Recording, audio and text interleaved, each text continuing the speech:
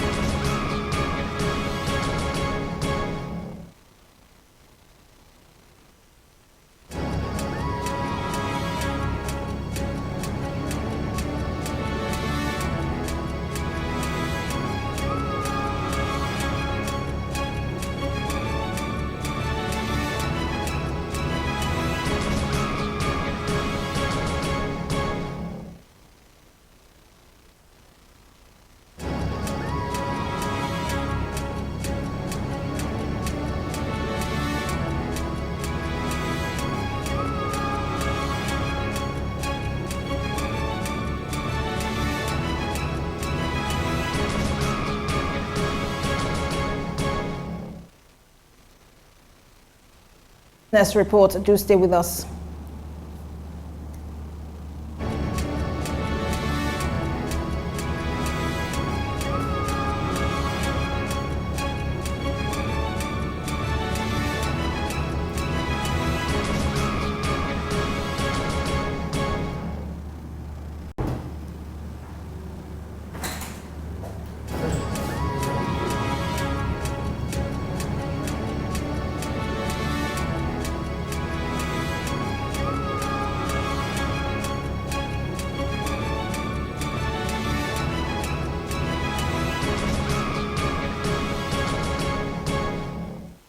As the Organization of Petroleum Exporting Countries, OPEC, looks set for an extension of the deal reached last year to reduce oil production, Nigeria may face pressure to cut output as supply glut remains in the market.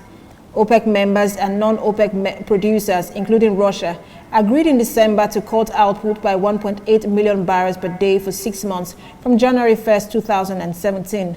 Nigeria and Libya were exempted from the cut because their production had suffered disruptions on the back of unrest and militant attacks.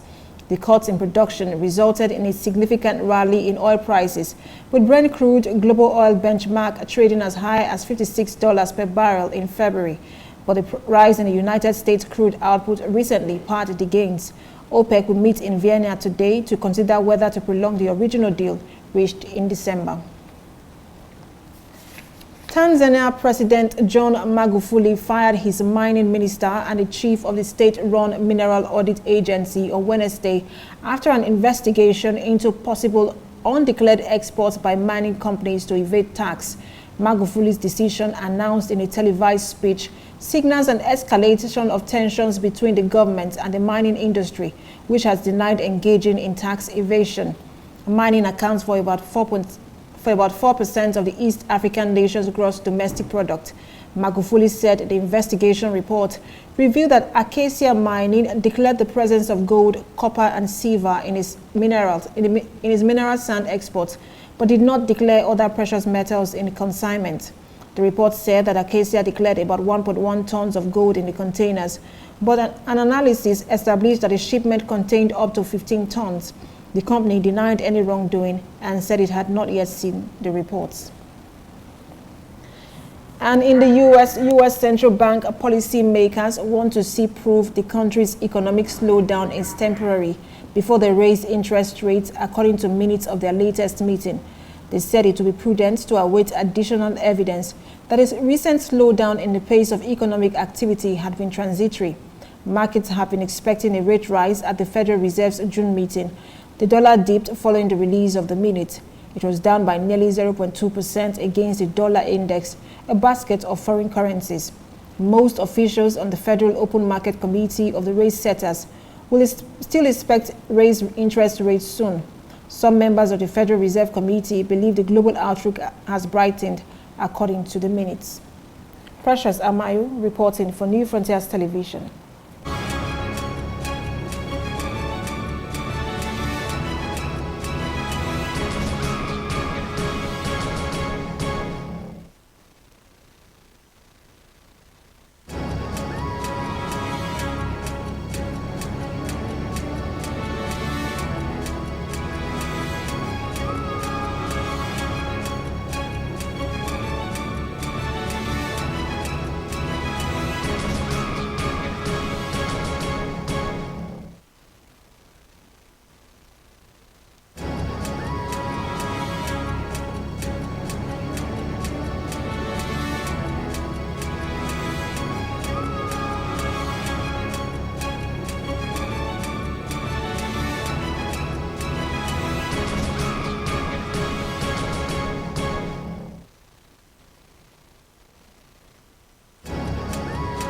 Welcome back. That was Business Report. Moving on to our special report now.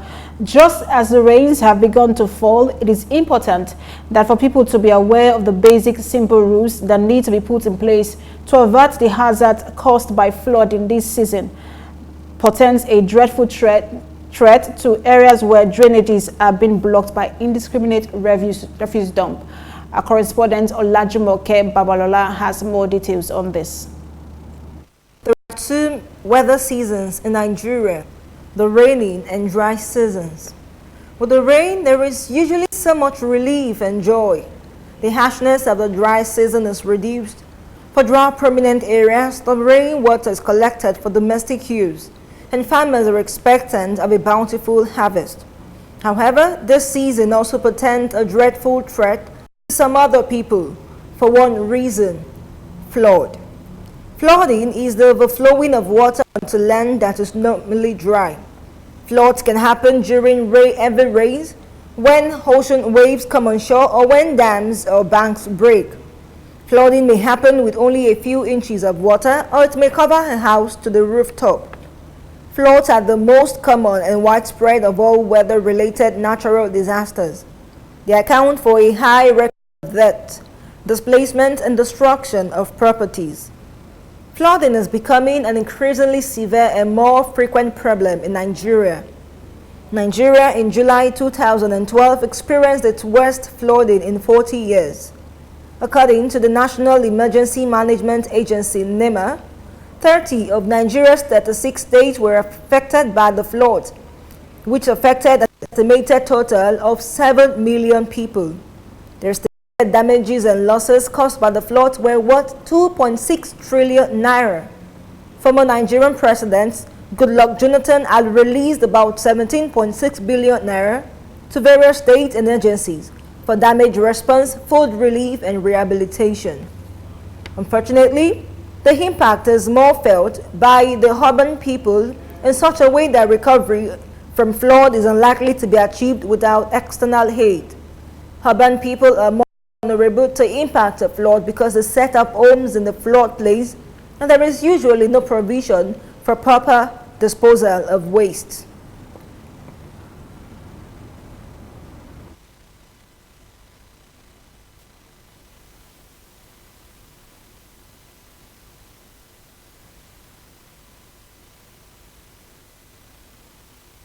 Government also do their own part, but by putting all this so that people, if there is where they can put their waste, there's no need of people throwing, when rain is falling, they'll be throwing waste inside the rain, inside the gutter. At the end of the day, it's go and block the flow of the water. As the rains have begun to fall, it is important for people to be aware of the basic, simple measures they need to put in place to avert the hazards caused by flooding. These include, but are not limited to, improving and clearing drainages, harvesting rainwater, building dikes and levees, which are flood control structures built to fight river flooding and water surges. More importantly, people should be adequately enlightened to understand the environmental impacts of improper disposal of waste, which contributes to the blockage of drainages.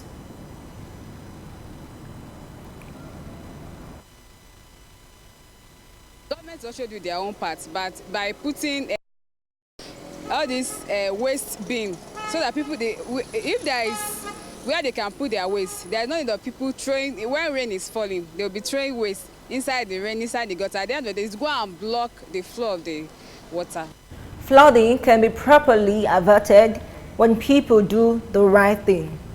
Olajumoke Babalola reported for New Frontiers Television.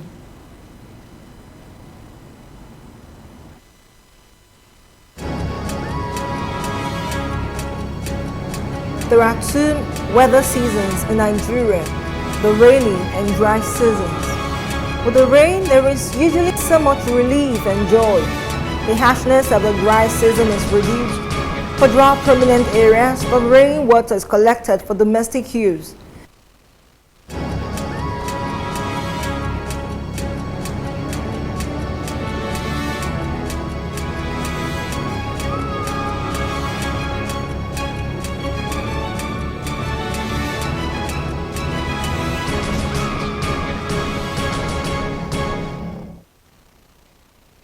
take a quick break now, and when we return, News on the Hour continues in just a moment. Just stay with us.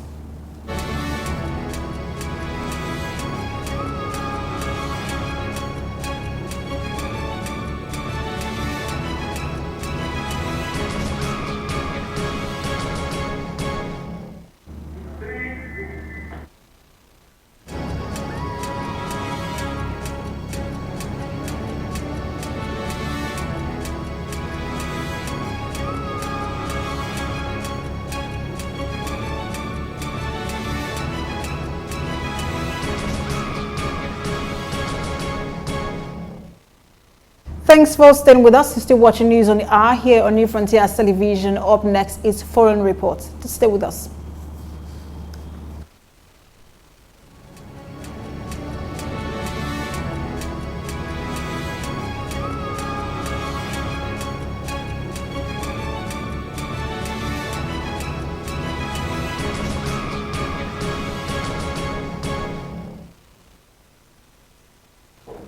Britain's anti-EU UK Independence Party, UKIP, will unveil its policy pledges today, restarting an election campaign which was suspended after a suicide bomber killed 22 people and injured dozens more in the northern city of Manchester.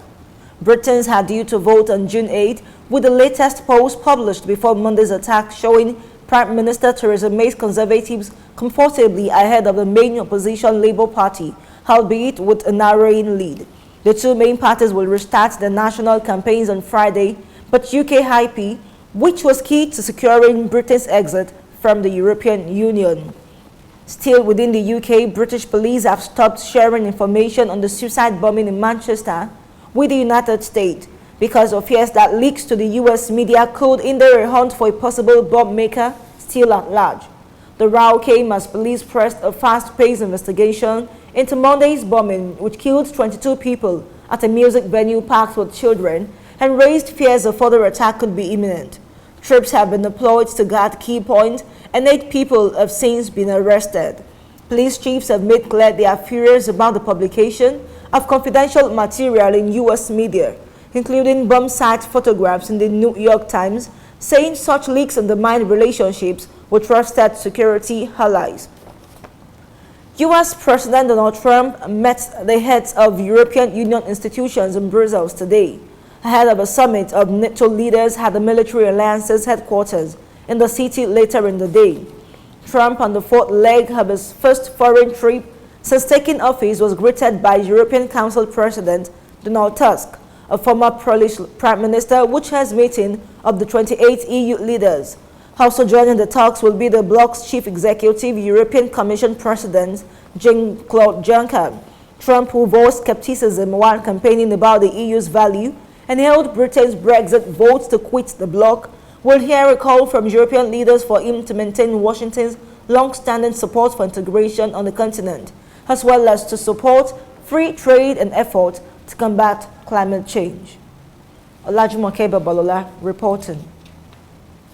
And with that report, we come to the end of News on the Hour here on New Frontiers Television. I am Precious Amayu. Thanks for watching.